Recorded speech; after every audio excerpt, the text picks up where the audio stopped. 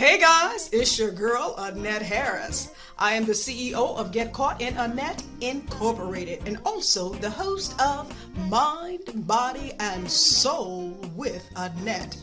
Coming to talk to you about the next Get Caught in a Net Experience 2021. Yes, that's right, a new segment entitled The Psychology of Poverty. I'm so excited about this segment because it's going to talk about its effects on your mental health. Wednesday, April 14th. Now listen, the time has changed to 6 p.m. Central Standard Time, and my special guest is Marcus Hill Sr. of World Financial Group. He's an awesome financial professional who is concerned about you and bridging the gap one family at a time. That's right, building that generational wealth. And again, I need you to meet me Wednesday, April 14th at 6 p.m. Central Standard Time. This is what you have been waiting for. Don't disappoint me. Meet me that evening. Again, time change, 6 p.m. Central Standard Time. And we are waiting on you to get caught in a net.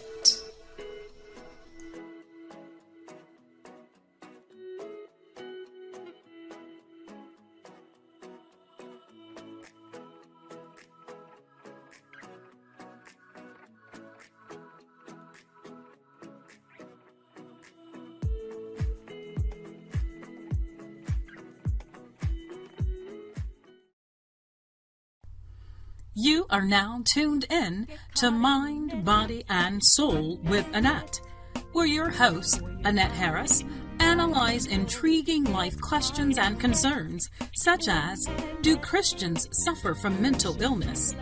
Have you wondered why they act abnormal? Or you may ask, what is really going on in their minds? Do you need Annette? Well, keep listening for a biblical understanding of the psychology of the mind. Hey, welcome, guys. Hey. It's your girl, Lynette. I'm in the evening tonight. I am in the virtual house.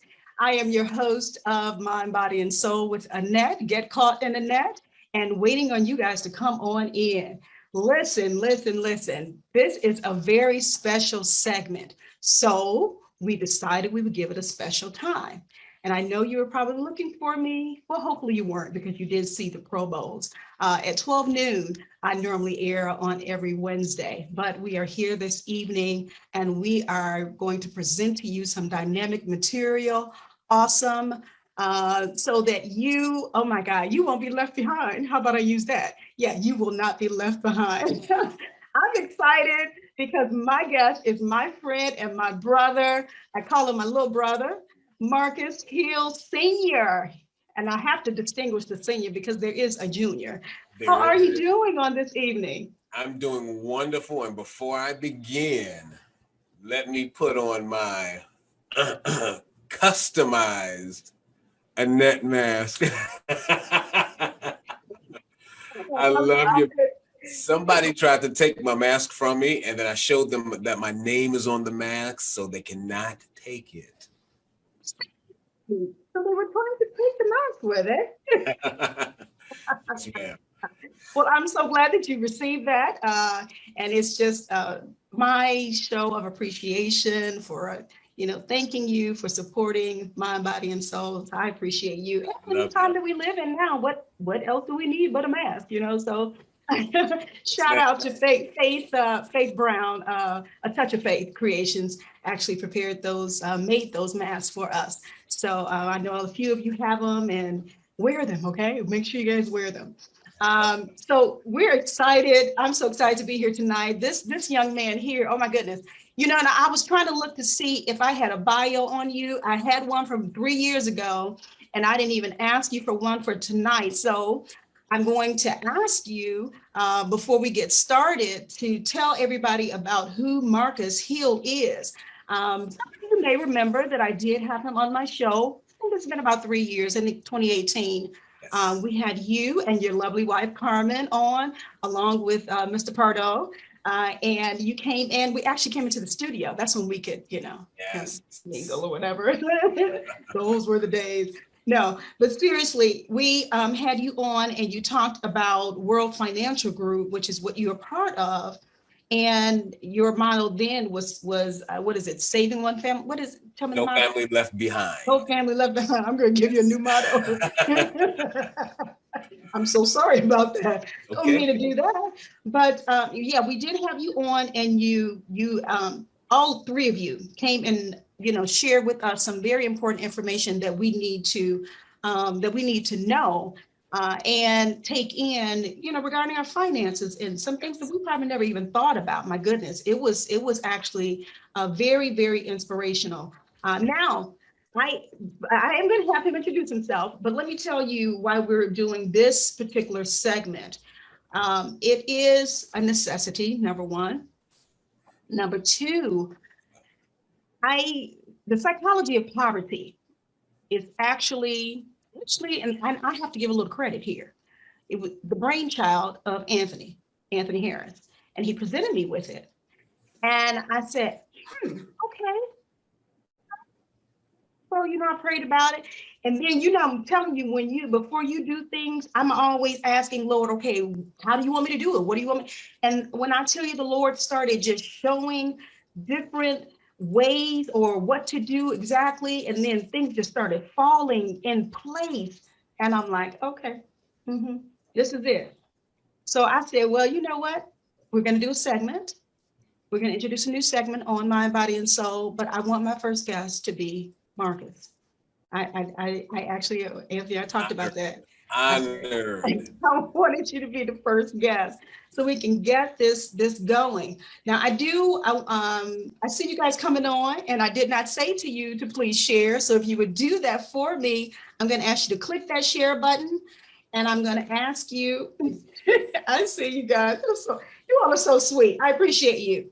Share it, throw out the love, emoticon, the thumbs up, the care button, and let us know that you are here on tonight. Throw a little, blurb in there saying that you're here. And I see that you're doing that, and I'd appreciate it. Because again, this is something you need. This is something you've been waiting for. And you may say, well, I didn't tell you that, but trust me, this is what you've been waiting for. And Karen, I see you on. I also see Apostle Seawood. We appreciate you. Siobhan, hey, little sis, we appreciate you. Buddy Gill has joined us. Carolyn is on here on tonight. And I know that there are more. I can't see the other names, but I do appreciate all of you. So make sure you click that share button. So again, we're going to ask Marcus to go ahead and introduce himself and talk to us about who he is. He is a financial professional. And after he introduces himself, then we're going to bring all of this in together, what we're all talking about on tonight, the psychology of poverty, and then moving on to see what we could do. I'm so excited. God is doing some great things. I'm telling you. Yes, I'm telling you. Go ahead. Annette, God always does some great things when you have any of your shows. Thank you for having me on. I'm honored. Anytime I get a chance to come on your show, because I know your show reaches a lot of people and your show talks about the real stuff versus the fluff stuff. So I'm honored. I'm glad to be here, glad to talk to the audience, even if it's just for a little bit. My name is Marcus Hill. I've been a financial professional for the last 15 plus years. Financial professional means I educate people on money and finance, how money works, how you can use it to your favor, how you can stay away from some of the money traps that are out there. And I've been doing it for a while now. I learned a lot through life. I learned a lot through being a bill collector. I was a bill collector before I became a financial professional. And I learned a lot about when people owe money, how they act. And it's been a very good ride. God's blessed us a lot over and over, year after year, to help a lot of our families achieve financial independence, help a lot of our families learn a little bit more about how to navigate certain avenues to make sure they reach their financial goals. And we're still doing it. We're going stronger now. Love it. I love it. And that's all you're going to say, huh? Lord Jesus, he's got so much under his belt. Look, I'm waiting. I'm just, I'm like, okay, well, she's going to tell me. But But I don't know if he's trying to be modest or what. Were you going to answer that? I have to say something. So Carmen, my lovely lady, Carmen told me you're gonna be on the net show. Keep it professional and keep your answer, because she knows I can go strong. So I'm gonna just respond to the. You have to so hard, Carmen. Oh my God, I don't know if you're watching right now, but that is hilarious. Oh my goodness. But you know how wives do. We always have to give you a little, prep, make sure that you Yes, ma'am. sure that you are in line. But that was funny. That was really funny. I see my sister has joined us. Thank you so much, Gwendolyn. Carolyn, you have your background, I believe, in finance. Well, at least at the church you do. So I'm so glad that you're here with us on tonight as well. So let's do this.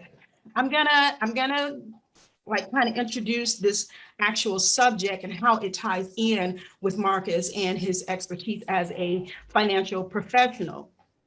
And I'm going to actually share with you some stats and some information regarding the psychology of poverty. And, it's, I mentioned to Marcus before I came on tonight how much of a psych nerd I am. And when I was doing my research, it understanding when I sit down to do research and understanding why everything is like it is or how it comes together, it excites me. That's just me. So it is some exciting information. So I mean, you may or may not feel that way when you're listening to this, but this is why some things are happening, because what I tell you and what I share with you, it may not, all of it may not feel or sound good to you, but the reason Marcus and I are here tonight is so that we can find solution and resolution and or help to direct you in that vein. So that I wanted to start it off with that. Now, there is a quote that I want to actually read. And I kind of paraphrase it a little bit. Poverty is man-made. It depletes one of creativity and strength. And that quote, I must give acknowledgement to Dr. Lord Michael Hunt. I have been listening to him, and my goodness, he has been really, that was another avenue, Marcus, that the Lord confirmed tonight's show through as well, because of what he's actually been teaching for the past few days. Yes, ma'am. Or I don't know if it started last week or not, but it just amazed me. So keep that in mind. Poverty is man-made. It depletes one of creativity and strength. And I thought that was very, very wise of him to say and share that with us. So listen, okay. There is an article that talks about the psychology of poverty, the chicken or the egg. So I'm going to ask you guys a few questions here, okay? And Marcus, you can answer as well, or I don't know, be intrigued by it, yes, if you will. So listen to this. And now let me ask you, do you think that poverty can lead to a negative state of mind? Or does a negative state of mind lead to poverty? Oh, let me unpack that bag real quick. Yeah, you can unpack it. Does does poverty lead to a negative state of mind, or does a negative state of mind lead to poverty? And you guys, please join in with your responses to everything that we share on tonight. Any questions that we ask you, if you just want to throw in your comments, I'm going to jump over and make sure you guys are. I'm reading what you are putting out there as well. What did you come up with anything, Mark? Yeah. Mr. Hill. No, Mark is cool. Both, I believe both. Ooh. To an extent. Okay. There's statistics out there that show what close to most people worry about. It's lack of money. And that causes stress, that causes worry, that causes health problems. And it's a big group of people that worry about that. So does poverty, okay, because that question was almost a Twilight Zone. I love that sounding question, the reverse. Does ask that question one more time. Does poverty lead to a negative state of mind? There we go. Or does a negative state of mind lead to poverty? Yes. So the lack of money, lack of finances leads to a negative state of mind, because that's all what you worry about. You spend most of your day worrying about it, and it becomes a habit, and then that's all you think about. It comes off from the way you talk, walk, everything. And then a negative state of mind leads to poverty, because that's almost what poverty is, negative state of mind, lack of. And I've seen people who just are negative. They'll complain about this, won't come up with a solution, and then it ends up showing in their results of whatever they're going for. And a lot of the times that ends up being poverty financially, poverty mentality, so forth and so on. Okay, all right, I like that. Let's hop over here to Facebook. What are you guys saying? Gwendolyn says, I believe poverty can lead to a negative state of mind, but not the reverse. Ooh. Can you explain that a little bit further, Gwendolyn, why you say that? We've already heard Marcus. He says it can be both. Carolyn says here, a negative state of mind leads to poverty, I think. And that's interesting. Those are two different answers. Gwen's response was, I know negative rich people. So rich people that have a negative state of mind. Interesting. Yes. So, okay, but did it lead them? Did that negative state of mind lead them? Now I'm going somewhere else. Did that negative state of mind lead them to being rich? Or yeah, again, the title of this was the chicken or the egg, which comes first. So honestly, just to give my opinion, okay, Siobhan says negative state of mind leads to poverty. Okay. All right. This is, I want to hear some more people. You guys throw in your responses to that question, because and we're going to unpack this. We're not going to leave you. We're going to unpack this. I kind of think that I'm kind of in agreement with Marcus, that it can be on both ends. Buddy says here, I'm inclined to agree that a poverty mind leads to a negative state of mind. That poverty, you threw an extra word in there, sorry, buddy. I'm inclined to agree that poverty leads to a negative state of mind. Many of us are a product of our exposure in life, and some are confined or choose to be confined to our exposure. And that's deep. Okay, all right.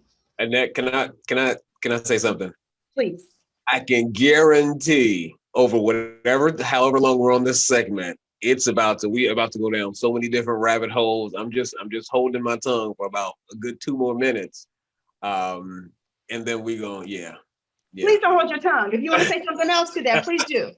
So poverty mentality, here's the definition of poverty mentality. Poverty mentality is a mindset that people develop over time, based on a strong belief that they'll never have enough money. Right. So and usually that mentality is driven by fear, poor financial decisions, and it's usually a long period of time worth of being in that mindset. So the word poverty in itself, most people will relate it to finances, right? And it has a lot to do with finances at a lot of times. But you can have a poverty mentality, and that just opens up a whole other can, right? You can have money, but still have a poverty mentality. And you can be kind of not as wealthy as the next man, but still be fulfilled. So it's when you start throwing in the mindset and your mentality, and it because you're a advocate of mental health, it just changes the dynamic of things. And okay. Yeah. Okay. Yeah. And I'm gonna throw something else out. Gwendolyn says, but the question was not poverty mentality. Right. Rather poverty itself. Right. Now that is accurate. That is the distinguishment of that question. And Now, I believe the first as I was looking further in this particular article, it was saying, and I actually agree with it, that both of them are definitely connected. There's a connection, which is kind of what you were saying, a little bit earlier, Marcus. So let's look at this. The psychology of poverty is another facet of poverty's debilitating toll on individuals. Young enough, you have a long time to play around and invest and have your money do all kinds of crazy up and down stuff. But if you're close to retirement, then you have to be careful and you have to talk to an investment, a stock advisor on if it's a wise decision to put a large portion of your scheduled retirement into stock or things like that. You want to make sure that you have your priorities straight: long-term, midterm, short-term goals, financial goals. And then if your advisor says, here, you got these taken care of, you got a little money to invest in stocks, do whatever fits you, right? Okay. Insurance, yeah, absolutely. I believe in investing in insurance. Let me tell you one reason why. A lot of people put their money in banks, right? Mm-hmm. Have their faith in putting their money in banks. Here's what the banks do. They give you about 1%, right? 1% rate of return. And then they give themselves, after they reinvest it, maybe 12, 13, 14, 15% rate of return. So they're making money off of your money. Banks, guess what banks invest in? Banks invest in insurance, right? Banks don't invest in other banks. They invest in insurance, your money in insurance. So why are you I believe in having your money in the bank for an emergency fund, but when it comes to retirement, eliminate the middleman and do what the banks are doing with your own money, right? Like the Jeffersons, we're trying to move on up and get a piece of the pie. Obtain the brass ring that represents our success. Give us a reason to live and a reason to drive and strive, because we've made it and now we can experience happiness. But if you flip the coin to the other side, we may try to find ourselves keeping our heads above water, making a way when we can, trying to convince ourselves that we're having a good time, yet being reminded of the pain of not having what we want. And we find ourselves sad in the midst of good times. Is our mental stability based upon what we have or don't have? Does being in financial good health guarantee our happiness? Or does our lack of wealth guarantee us a ticket into the land of depression, where we find ourselves sinking in a quagmire of hopelessness? Just what is the connection between our wealth and mental health? Or perhaps there is no connection, but merely a perspective based upon societal guidelines that we have adopted and ratified as our constitution of happiness.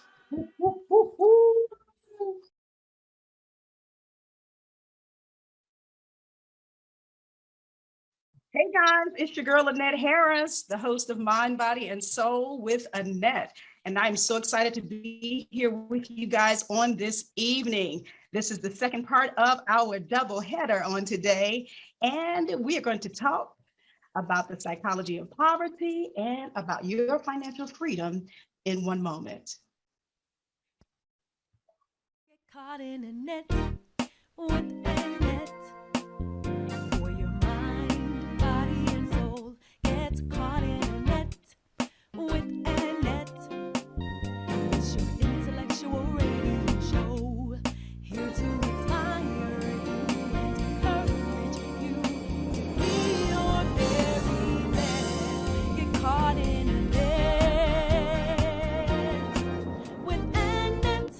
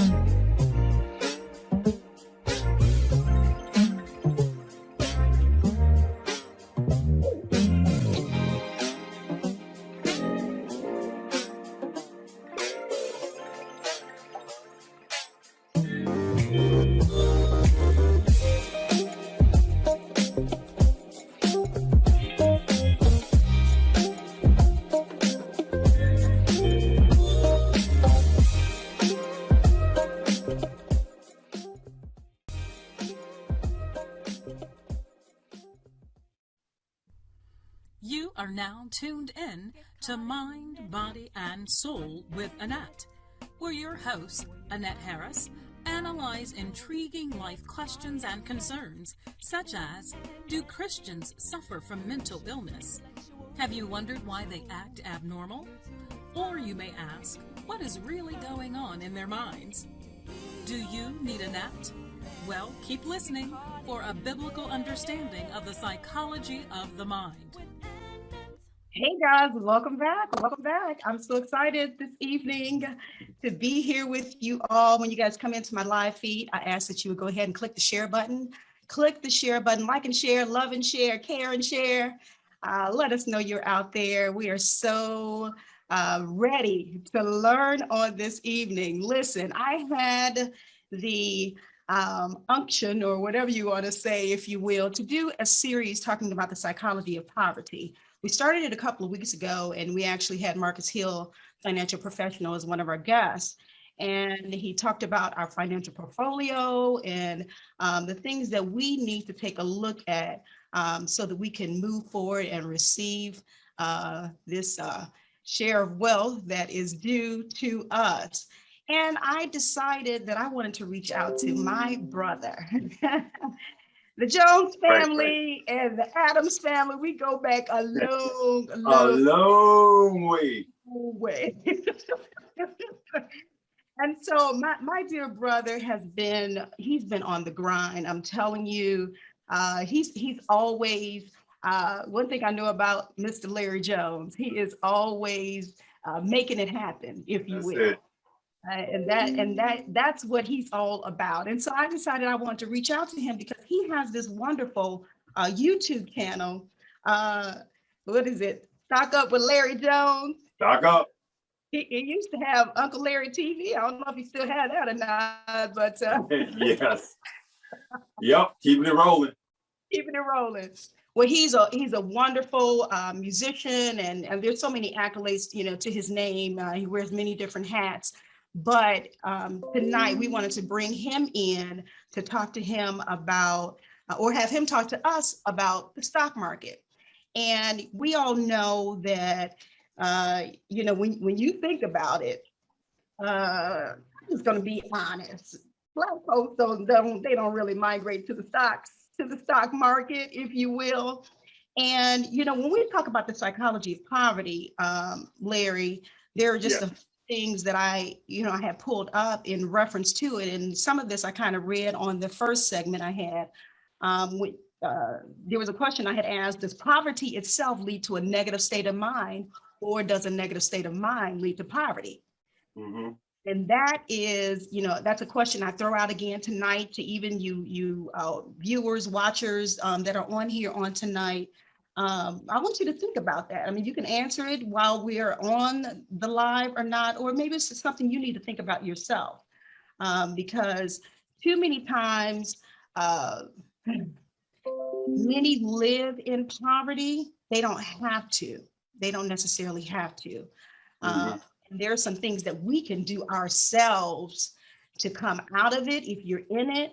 And now Larry's mantra is financial freedom itself. So this is kind of what we want to start talking about. And I see you guys, and I appreciate you sharing. That's the noise you hear. Everybody's sharing. So thank you so much for doing that on tonight. You're clicking the share button. You're listening to Annette, getting called in Annette. I was trying to, while we're on, I guess I was trying to share it to my page. But go ahead. You should have been tagged.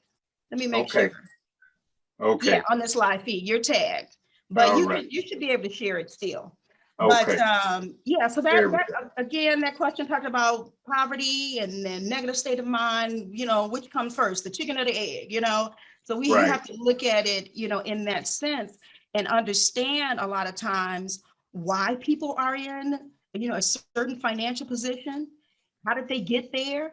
And then what can we do to help bring them out?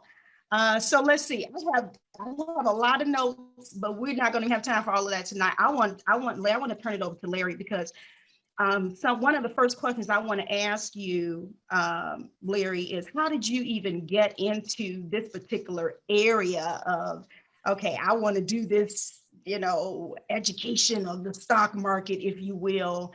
How did you even decide that that's what you want to do? Because I'm quite sure you were doing it long before for yourself, long before you even, and I'm just throwing words in his mouth, but I'm quite sure that that's what happened. You're dead on. So I'm sorry, you ready? So talk to us, how did you get into doing this, that you want to help someone else? I'm glad you asked that question, because it's actually the most interesting part of my whole journey. Actually 7 months ago, probably 8 months ago now, I had a YouTube page. Those of you that know, it was for music, and I've been on it since 2009. So I had a YouTube page since 2009, and I had 16,000 followers. And it was, as they say, I was proud of it. It was my little baby where I could, create, right? COVID hit. I knew a lot of musicians were starving. I had just talked to a waitress, a restaurant waitress who, their income was gone. And I was looking at all of these industries, get devastated. And so what I did was I said, hey, I know a lot of you guys. I went to my YouTube page and I says, I know a lot of you guys are hurting out there, but what I'm going to do is I'm going to teach you how to make money in the stock market, so that when something like this happens again, you'll be ready for it, right? Switch my page over, change all the graphics, all of that, and press that final button, and my heart dropped. 7 people unsubscribed after the next day. I was in total protest, and I was like, why would you even go through the effort to unsubscribe? Just don't look at it, And I was like, oh my God, what did I do? So I just unselfishly just started teaching people and talking in a language which they can understand how to invest in the stock market. And so my page went from, and my goal was to get to 20,000 subscribers by the end of the year.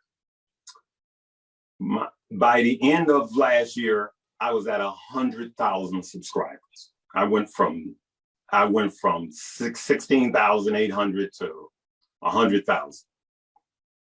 As of today, I haven't really checked, because I try not to stay locked on the numbers, but I'm well over 300,000 subscribers on YouTube. And I get to teach and minister actually to 300,000 people every day. And I haven't made a lot of noise on Facebook, because I spend 90% of my time creating. So you have creators and you have consumers. I spend all my time creating on YouTube. So that's actually how it started. Okay. Y'all see that big heart of his, because he's concerned. And you know what? I will say this.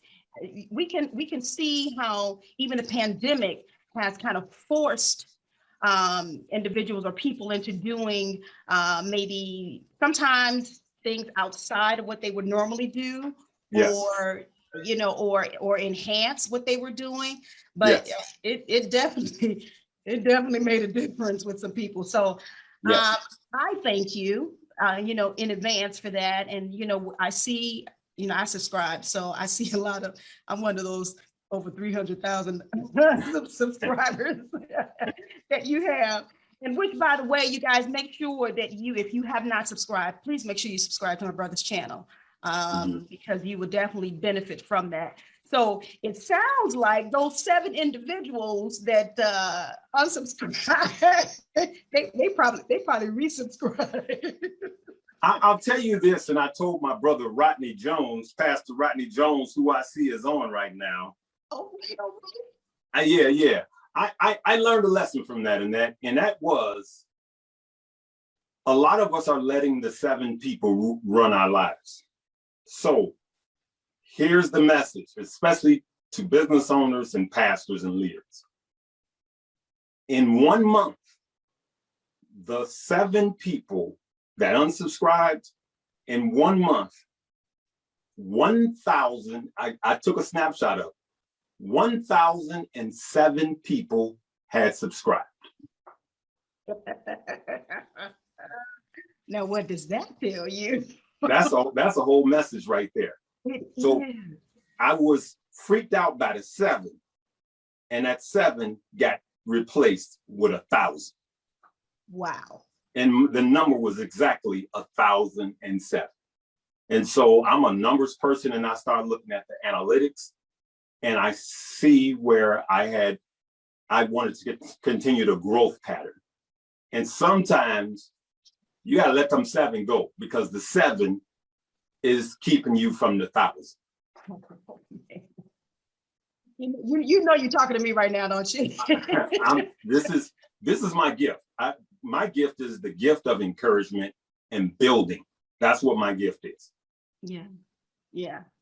And indeed, I would definitely say I agree that is definitely his gift. But yeah, that's a message in and of itself. Brandy, I see you on here, and Carolyn Smith, Marcus Hill is on, Buddy Gill is on and speaking to us. There's Buddy. Pastor Rodney Jones. Yeah. All What's right, up, Dr. buddy? Hill. Yes, he's on here. He wants to learn tonight too. And I appreciate that. Dr. Hill, who was on earlier today, thank you for joining us on tonight. Brandy says here. Who's that Dr. Hill? He's the financial guy? That's Dr. Shirley Hill. She's your nutritional specialist here. I'm giving you a new name, Dr. Hill, but she comes on and does a health and wellness segment with me every fourth Wednesday of the month. Okay. Yeah. All right. But actually, her son is the financial professional that I had on a couple weeks ago. Yes. I'd like to check that out. Yes. Got a lot to say. And I see he's on here tonight because he wants to learn as well. I'm going to read this comment, and then I'm going to ask you to jump right in with what you want to share with us on tonight, because I don't want anyone to miss anything. And guys, if you have any questions or comments, go ahead and throw them into the comment section. We're here on Facebook Live and then also on my YouTube channel as well. So I can monitor both of those. And if you have anything for Mr. Jones on tonight, then please don't be shy. Throw it in there. He's willing to answer on tonight. Funny how God will urge us to switch gears. Man will protest and withdraw their support. Oh, but God will surely reward that obedience. Yeah. Okay. Oh, Carolyn Smith said, because of me, she became a subscriber to your channel. All right now. And invited her investment club members. Hey, there you go. Actually going. Yeah. Yep. Love it. Okay, talk to us.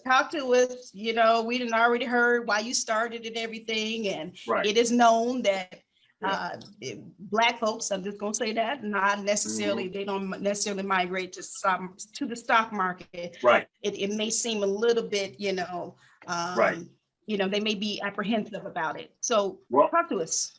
Let me tell you this. The language of the stock market was created to keep the average man out. They actually make simple terms complicated and give it an entire different language.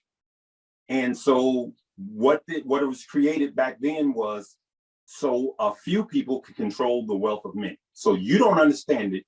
Why don't you give me your money and let me invest your money? Then I'm going to charge you $100 every time you want to buy a stock. And then I'm going to charge you another $100 when you want to sell the stock, right? So what happens was now we have the tools necessary that we don't need that middleman anymore.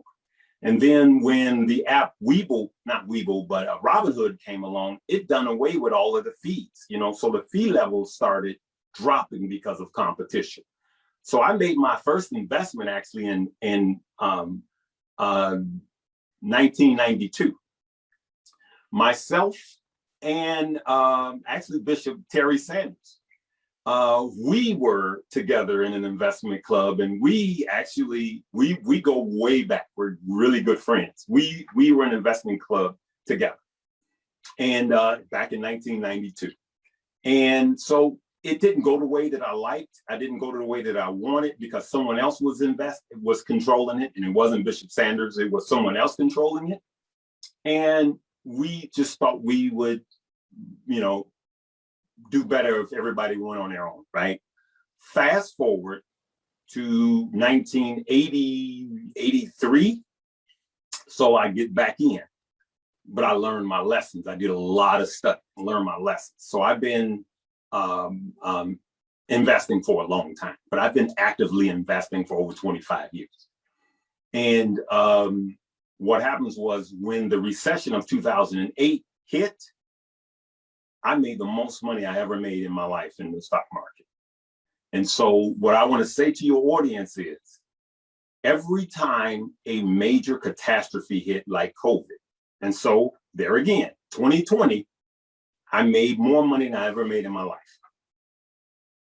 2008, during the recession, when my job got devastated, in 2020, what is that telling you? That is opportunity. That's the camel walking up, a camel walking up to you and bowing its back so you can get on. Most people concentrate on the fear, right? But what you should be focusing on is the potential. I saw that traditional jobs will a lot of them will be flattened. And I said to myself, I'm not going to let a job define me ever again. And so I started making these aggressive moves 7 months ago. And I will tell you that it has fared well for me. And collectively, my group, I call them family, we've made hundreds of millions of dollars during COVID. And so what I want to say with us is, if you look at the average product that we consume, say those glasses, them fine glasses you got on, or that cup you just drank from, right? I want you guys to understand this. The stock price of what we consume in most cases is less than the product that we consume. Think about that for a minute. So you want to buy your average son a pair of $350 Jordans. So you see these lines in front of these stores, right? So the Jordans cost $300, right? But the Nike stock is like $130. Think about that. Most of the products we consume, the stock is less. So what do we learn from that is, we need to be buying the stock and let the stock pay for the purchase. I'm buying a Tesla S-Series. And I was going to buy it this year, and I decided to wait until next year. You know why? Tesla's going to pay for my Tesla. I ain't paying for it. So what I'm doing is I'm buying the Tesla stock. And Tesla's going to pay for my Tesla. And so when you learn these principles that every rich person knows that they don't teach in traditional schools, you begin to value money differently. All right. I don't want to keep talking, but I have a lot to add to that. Oh no, that's good stuff. I was really into it, and they're listening to you on here. Yeah. Marcus said he's subscribing now. So one of the things I I want everybody to write down. This is powerful. When I learned this principle, it changed my life. And everybody should write this down. It is one of the most powerful things that you will ever see that will change the trajectory of your finances. I said that word trajectory. You hear that, Rodney? I said trajectory. Man, I feel smart. But anyway, I'm sorry. I like to joke. I like to have fun with people. That's good. That's good. We need that. Write this down. This is very important. If your money is not working for you, you will work for your money, comma, for the rest of your life. Let me say that again. If your money is not working for you, you will work for your money for the rest of your life. What we have to understand is that while we're at work, our money should be working for us. So, church people, I'm glad I'm talking to y'all tonight, because I'm about to get something that's been out of order in order. When you get your paycheck, you pay who first, Annette? I pay my tithes. Okay, so that's God. All right, then what else do you pay? Gotta have bills to live. You pay your what? My bills. Right. I will tell you, not one wealthy person does that.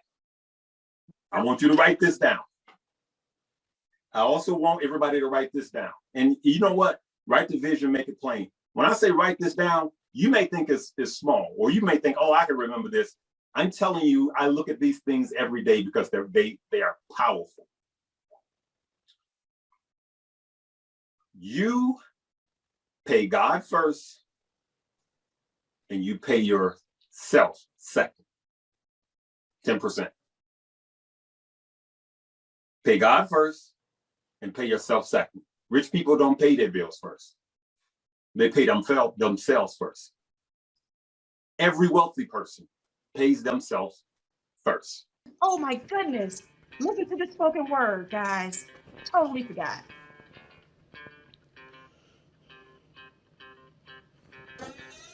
Living on the wall, Wall Street blues, highs and lows. Where will the Dow stop? No one knows. However, we strive every day to anticipate on how the stocks will flow. Carefully investing and investigating, looking for that one thing that will enable us to grab the brass ring, discover our fortune and develop our future, finding that thing that we feel will make us happy and complete because we feel that financial heartbeat beating, beating, beating strong. However, is that what truly makes us happy? Do we truly have peace of mind? While we invest in cryptocurrencies, gold, silver, tech, and 5G, so many options, how do we know which is for us? Can we keep up with the Joneses? As we pick the brain of Brother Larry, what's the next big tip that should help us to tip the scales of fortune in our favor?